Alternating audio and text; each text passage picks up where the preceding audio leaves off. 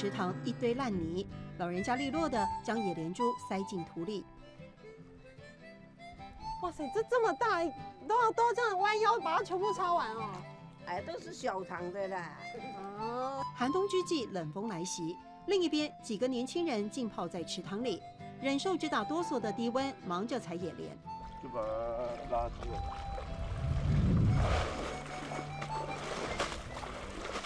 这个时候就把不要的叶子，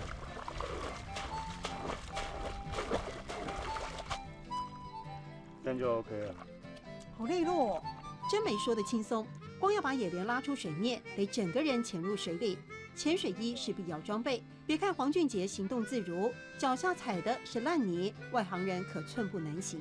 最初是在中正湖出现的，对，那时候不是人工种植啊，都是野生的。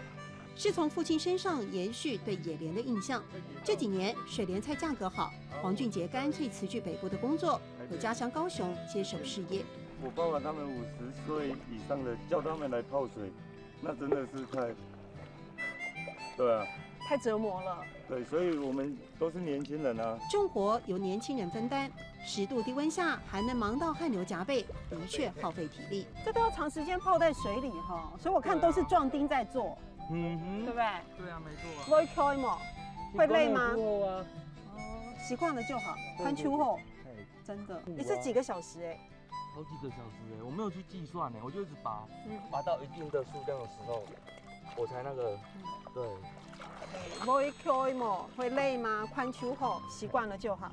从清早到午后泡在水里奋战，像他们水中的水生植物般，被水流洗涤出对故乡的用情。不会开吗？关秋后。不会开吗？关秋后。